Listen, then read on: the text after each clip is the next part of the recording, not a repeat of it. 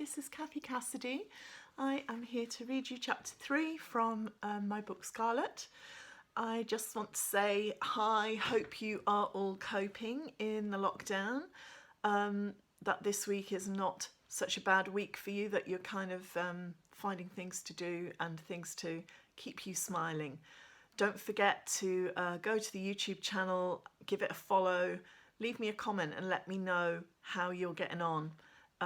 Or you can always go to my to my Facebook fan page, leave a message there or leave a message on Instagram. But I hope that wherever you are coping.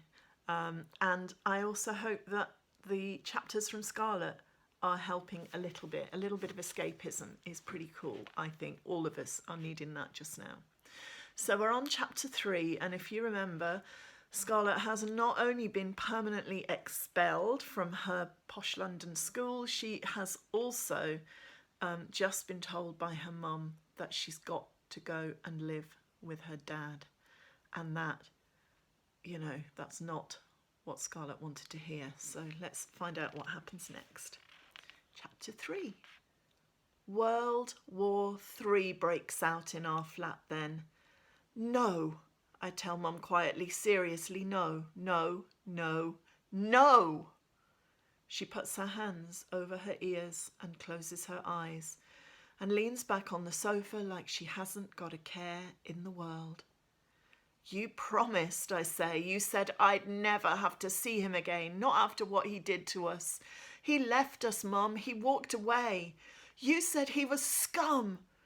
You said we were well shot of him, that we'd make like he never existed. That was 2 years ago, Scarlett, Mum sighed. Things change. I was angry. I should never have said those things. But she did say them, and all of them are true. My dad left us, and I'll never forgive him for that. He walked out of our lives and didn't look back, and I don't care if I never see him again as long as I live. There is no way on this earth I'm going to live with him or her. You're kidding, right? I say. You hate him as much as I do. He dumped us to be with that witch Claire and her stupid, snotty kid. He replaced you, Mum. He replaced me. It's decided, Scarlett, Mum says.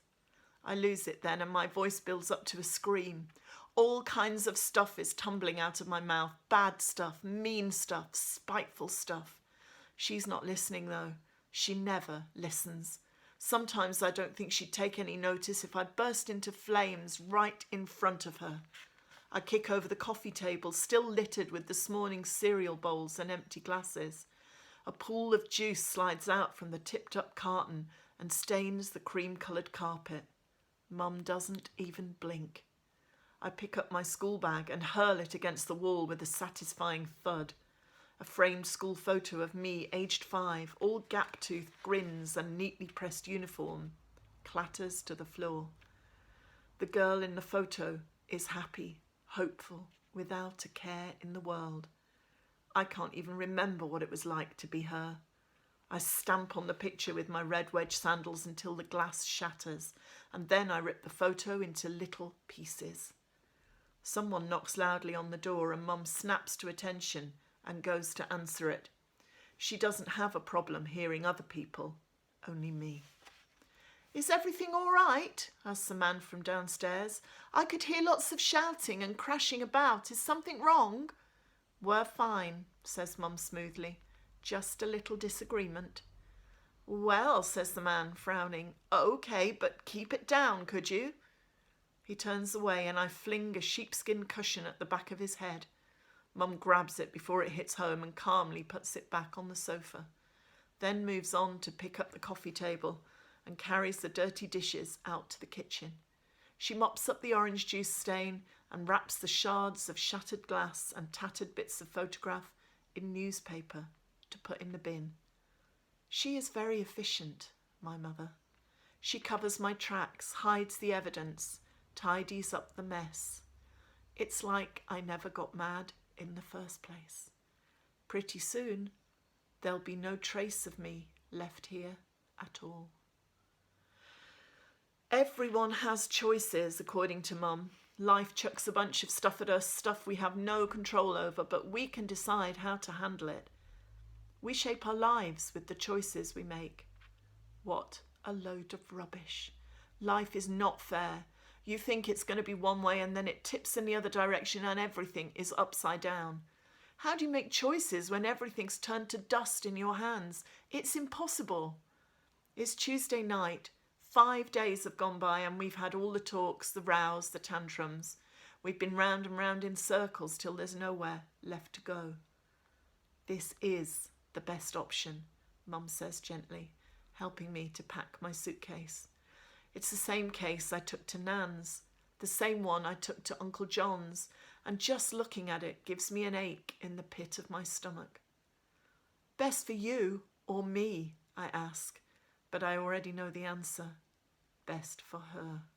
She's the one with the choices. She's the one calling the shots.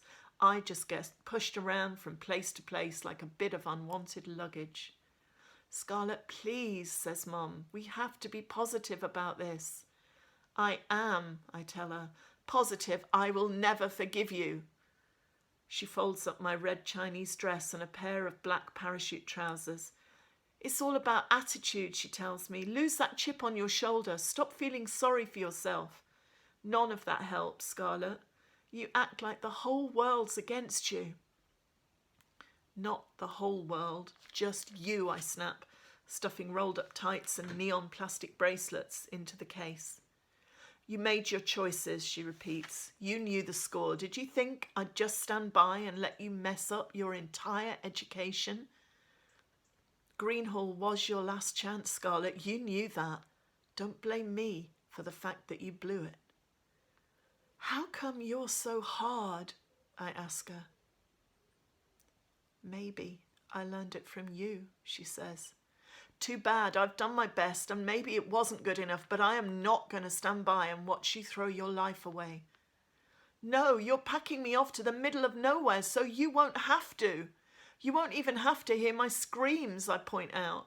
It was bad enough being parcelled off to Milton Keynes to stay with Nan and then to Uncle John's, but this time we won't even be in the same country. You can't make me go there, Mum. You might as well bury me alive. Scarlett, it's Ireland, not Outer Mongolia, she says. Please don't, Mum, I beg. I'll be different. I'll be better. I won't break the rules or get in fights, I promise. One last chance. I won't let you down. Don't send me away, okay? She pulls out a drawer, folding summer shorts and little black vest tops into the case. Not yet then, okay? I appeal, changing tack. I can go in the summer holidays, ready for the autumn term, okay? Not now.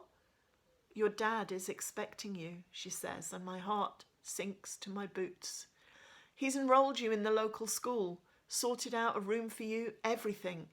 There is no point in delaying things. I turn away, lift a neatly folded jumper from the bed and hug the soft black mohair against my skin. Come on, Scarlett, she says, putting an arm round my shoulders. The break will do us both good. We can write and email and call, can't we? Look, I bought you a present. Mum is good at presents. She's a top advertising executive and she earns a small fortune, so money is not a problem. In spite of myself, I take the box-shaped parcel, tear off the silver tissue paper. It's a mobile, a new colour screen model with video messaging. A week ago, I'd have squealed and laughed and told her I loved it, but today I just feel empty, hollowed out, and I can't even find the words to say thanks. A mobile phone, so my mum can keep in touch when she sends me to live 1,000,000 miles away with the enemy. Hundreds of miles anyhow. Am I meant to be grateful? Give it a try, Scarlett, she says. See how it goes. Your dad still loves you. I was the one he wanted to leave, never you. I was wrong to let you think otherwise. But I was hurt, I guess. And I wasn't thinking straight. He's so happy that you're coming over. Really, he is. This is such a bad idea, I whisper, sinking down onto the bed beside the suitcase. Don't make me do it. Choices, Scarlett, says Mum. I'll miss you like mad, but I think it's for the best. It's a fresh start. A last chance, if you like. Don't waste it. Don't throw it away, okay? But I hate him, I protest. Seriously. Mum puts her arms around me and hugs me tight. And I think of the smiling face in the torn-up photograph, the little girl who didn't know her dad was going to leave and pull her whole world to pieces as he went. I take a deep breath in, my voice all raggedy and sad. I hate you too. Mum just holds me tighter, rocking me, stroking my back. I know, sweetheart, she whispers into my hair. I know. So there you go, that's the end of chapter 3, and Scarlett, not a happy girl. So if you tune in tomorrow, you can find out how her journey to Ireland goes and what the future has in store for her. And I hope you're enjoying the story so far and managing to get a little bit lost in Scarlett's story. Take care. Don't forget to leave me a comment, get in touch, say hi, so I know I'm not just speaking to myself. And yeah, stay safe, stay home, and take care. I'll see you soon.